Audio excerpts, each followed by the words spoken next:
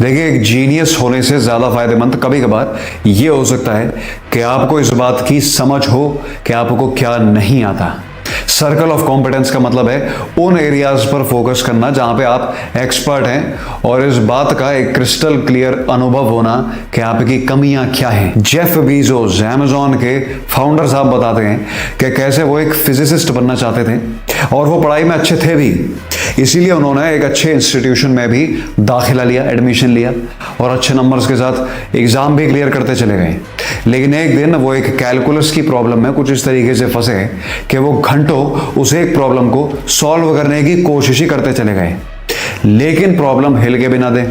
तो उन्होंने इसे अपने रूममेट के साथ डिस्कस किया कि भाई जरा देखिए, उस भाई साहब को भी 1 घंटा लग गया फिर भी कुछ सॉल्व नहीं हुआ। तो दोनों के दिमाग में एक ही नाम आया, वो था उस क्लास का एक अव्वल बच्चा जिसके पास जब वो उस प्रॉब्लम को लेके गई तो उसे 2 मिनट उसने प्रॉब्लम को देखा और सोल्यूशन का उच्चार ही कर डाला, मुंह से ही बक दिया बिना सॉल्व करे। और दोनों चकित रह गए कि भाई साहब आपने ये दिमाग में सॉल्व कर दिया। तो वो मित्र बोले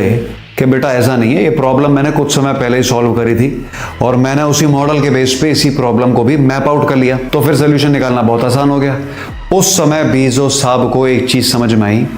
कि वो एक बहुत अच्छे फिजिसिस्ट कभी नहीं बन पाएंगे क्योंकि उनके पास उसका नेचुरल टैलेंट है ही नहीं, वो उस क्षेत्र में गिफ्टेड ही नहीं थे। और अगर वो उस समय पर ये ना समझ पाते